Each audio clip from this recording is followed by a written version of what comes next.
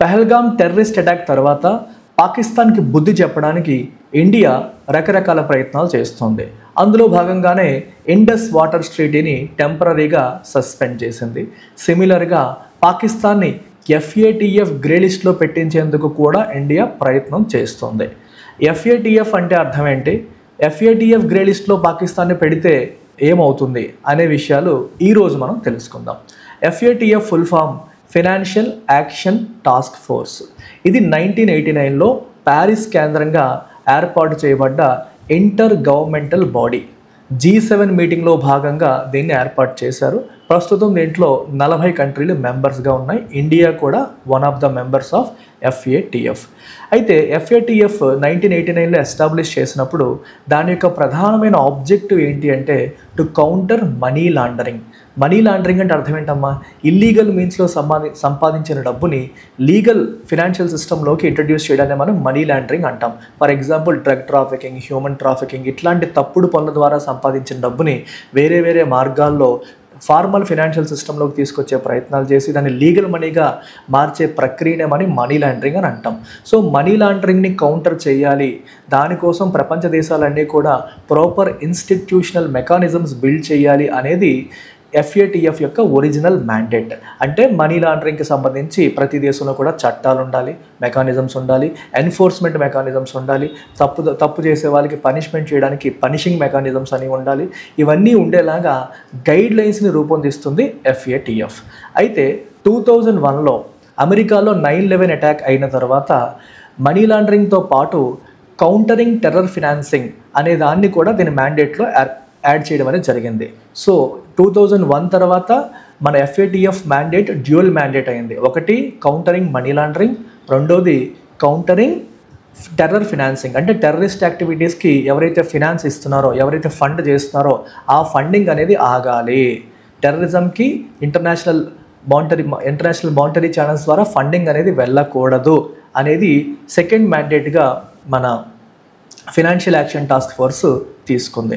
2012లో మూడవ మ్యాండేట్ కూడా తీసుకుంది. మూడవది ఏంటి అంటే మనకి వెపన్స్ ఆఫ్ మాస్ డిస్ట్రక్షన్, అంటే న్యూక్లియర్ వెపన్స్ ఇట్లాంటి వాటి తయారీకి కూడా ఫినాన్సింగ్ అనేది ఆగాలి అనేది మూడవ మ్యాండేట్గా తీసుకున్నారు. So proliferation of weapons of mass destruction అంటే ఎక్కువగా మాస్ డిస్ట్రక్షన్ చేసే వెపన్స్ ప్రొలిఫరేట్ అవ్వకూడదు. ప్రొలిఫరేషన్ అంటే బాగా పెరిగిపోకుండా, అంటే లిమిటెడ్గా ఉండడం వరకు ఓకే, అంటే మన రక్షణ కోసం మనం ఉంచడం వేరు దానికి మించి విపరీతంగా ప్రొలిఫరేషన్ అనేది జరగకుండా దాన్ని ఆపడం అనేది థర్డ్ మ్యాండేట్గా 2012 నుంచి FATF తీసుకోవడం అనేది జరిగింది.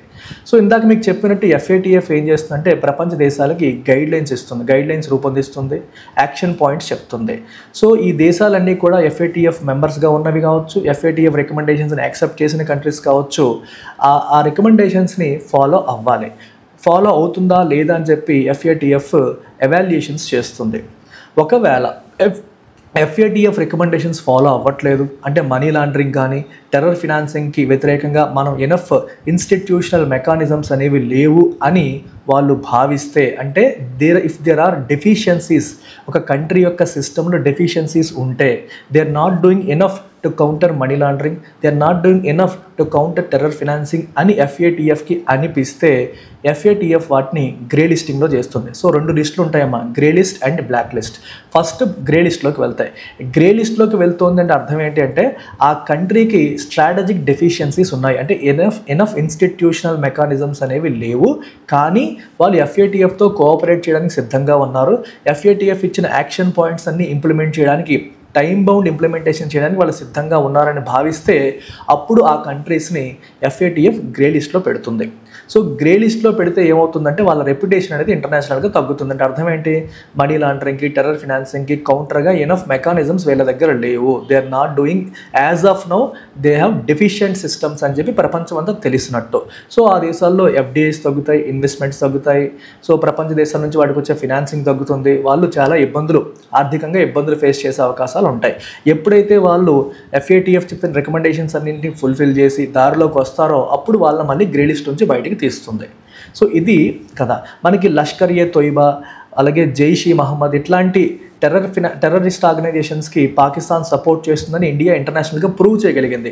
ప్రూవ్ చేసినప్పుడు అప్పుడు ఇంతకు ముందు కూడా పాకిస్తాన్ని FATF గ్రే లిస్ట్లో పెట్టిన తర్వాత చాలా కాలం పాటు పాకిస్తాన్కి ఫండ్స్ ఆగాయి, చాలా ఆర్థికంగా ఇబ్బంది పడింది. ఆ టైంలోనే పాకిస్తాన్లో ఇన్ఫ్లేషన్ పెరిగింది, పాకిస్తాన్ యొక్క కరెన్సీ పడిపోయింది, పాకిస్తాన్కి ఇంటర్నేషనల్గా వచ్చే సహకారం తగ్గింది. సో పాకిస్తాన్ ఆర్థికంగా చాలా నష్టపోయింది. ఆ తర్వాత రీసెంట్గా గ్రే లిస్ట్ నుంచి బయటకు వచ్చింది. సో ఇప్పుడు మళ్ళీ పాకిస్తాన్ని గ్రే లిస్ట్లో పెట్టాలి అనేది ఇండియా యొక్క ఉద్దేశం. సో ఆబ్వియస్గా ఇండియా ఏం చేస్తుందంటే పెహల్గాం తీవ్రవాద ఘటన వెనకాల TRF రెసిస్టెన్స్ ఫ్రంట్ అనేది ఉంది. సో దాని వెనకాల లష్కర్-ఏ-తోయిబా ఉంది. ఈ లష్కర్-ఏ-తోయిబాకి పాకిస్తాన్ సపోర్ట్ చేస్తుందని ఇండియా మరొకసారి ప్రూవ్ చేయగలిగితే, ఇంటర్నేషనల్గా మిగిలిన దేశాలని మన వాదాన్ని ఒప్పించగలిగితే మళ్ళీ ఇంకోసారి పాకిస్తాన్ని గ్రే లిస్ట్లో పెట్టే అవకాశాలు ఉంటాయి. ఒకవేళ పాకిస్తాన్ని గ్రే లిస్ట్లో పెడితే సో పాకిస్తాన్కి ఇంటర్నేషనల్గా వచ్చే సపోర్ట్ చాలా వరకు తగ్గిపోతుంది. ఇంటర్నేషనల్గా పాకిస్తాన్ రెప్యుటేషన్ కూడా పడిపోతుంది. నెక్స్ట్ బ్లాక్ లిస్ట్ అంటే అర్థం ఏంటి అంటే, సో ఈ దేశాల్లో అసలు ఎటువంటి మెకానిజమ్స్ లేవు. టెర్రర్ని ఫైట్ చేయడానికి కావచ్చు, లేదా మనీ లాండరింగ్ని ఫైట్ చేయడానికి కావచ్చు, ప్రాపర్ మెకానిజమ్స్ లేవు. అండ్ వాళ్ళు FATFతో కోఆపరేట్ చేయడానికి కూడా సిద్ధంగా లేరు. బ్లాక్ లిస్ట్కి గ్రే లిస్ట్కి డిఫరెన్స్ ఏంటమ్మా? రెండిట్లోనూ డెఫిషియన్సీస్ ఉన్నాయి. కానీ గ్రే లిస్ట్లో ఉన్న కంట్రీస్ FATFతో కోఆపరేట్ చేయడానికి సిద్ధంగా ఉన్నాయి. సో కోఆపరేట్ చేసినంత వరకు వాళ్ళు గ్రే లిస్ట్లోనే ఉంటారు. కోఆపరేట్ చేసి చెప్పిన యాక్షన్ పాయింట్స్ అన్నింటినీ ఫుల్ఫిల్ చేస్తే గ్రే లిస్ట్ నుంచి బయటకు వస్తారు. యాక్షన్ పాయింట్స్ ఫుల్ఫిల్ చేయకుండా టైం పాస్ చేస్తే గ్రే లిస్ట్ నుంచి బ్లాక్ లిస్ట్కి వెళ్ళిపోతారు. There are some countries like North Korea కావచ్చు, మనకి ఇరాన్ కావచ్చు, మయన్మార్ కావచ్చు, ఈ 3 దేశాలు FATF బ్లాక్ లిస్ట్లో ఉన్నాయి. అంటే అర్థం ఏంటి? వాళ్ళ దగ్గర ఇనఫ్ ఇన్స్టిట్యూషనల్ మెకానిజమ్స్ లేవు, మరియు వాళ్ళు FATFకి కోఆపరేట్ చేయడానికి కూడా సిద్ధంగా లేరు. అలాంటి కంట్రీస్ కంప్లీట్గా బ్లాక్ లిస్ట్లో ఉంటే ఆ కంట్రీస్లో ఎవరు ఇన్వెస్ట్ చేయడానికి ముందుకు రారు, సపోర్ట్ చేయడానికి కూడా ముందుకు వచ్చే అవకాశాలు చాలా తక్కువగా ఉంటాయి. అయితే మీకు చిన్న డౌట్, ఇందాక నుంచి ఇన్స్టిట్యూషనల్ మెకానిజమ్స్ అంటున్నారు సార్, ఒక ఎగ్జాంపుల్ చెప్తే మాకు అర్థమవుతుంది కదా అని మీకు అనిపించవచ్చు. సో అందుకే మీకు చెప్తాను. ఇప్పుడు ఫర్ ఎగ్జాంపుల్ భారతదేశంలో PMLA ఉంది, prevention of money laundering act. ఇదేంటిది?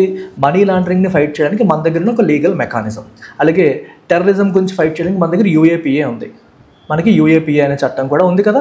అలాగే we have national investigation agency. ఇలాంటి మొన్న పెహల్గాం తీవ్రవాద ఘటన కూడా ఇన్వెస్టిగేషన్ చేయడానికి వాళ్ళ చేతిలో పెట్టారు. అలాగే RBI, SEBI ఇవన్నీ కూడా రకరకాల నామ్స్ తీసుకుంటాయి. KYC నామ్స్ అని, క్రిప్టో నామ్స్ అని, ప్రతి దానికి కూడా norms, rules, regulations, financial intelligence data అనేది గ్యాదర్ చేయడం కావచ్చు, తప్పు చేసిన వాళ్ళకి పనిష్ చేయడానికి మెకానిజమ్స్ కావచ్చు. సో ఇట్లా లీగల్ ఎన్ఫోర్స్మెంట్ మెకానిజమ్స్ అన్నీ ఉంటే మనం FATF గైడ్లైన్స్ని ఫాలో అవుతున్నట్టు. ఆ మెకానిజమ్స్ లేకపోతే గైడ్లైన్స్ ఫాలో అవ్వనట్టు. అట్లా మనం ఫాలో అవ్వకపోతే అలాంటి వాటిని FATF గ్రే లిస్టింగ్ చేస్తుంది. FATF చెప్పినట్టుగా వాళ్ళ దారిలోకి వస్తే బయటకు వస్తారు, లేకపోతే బ్లాక్ లిస్టింగ్ వైపు వెళ్తారు. సో ఇప్పుడు ఇండియా యొక్క గోల్ ఏంటంటే పాకిస్తాన్ని మళ్ళీ FATF గ్రే లిస్ట్లో ఉండేలాగా చేయాలి. తద్వారా పాకిస్తాన్ని ఇంటర్నేషనల్గా ఫినాన్షియల్గా ఐసోలేట్ చేయాలి. అప్పుడు పాకిస్తాన్కి ఫండ్స్ ఆగి ఆ టెర్రరిజంని సపోర్ట్ చేసే కార్యక్రమాలు కొంతైనా తగ్గించుకుంటుంది అని ఇండియా యొక్క ఉద్దేశం.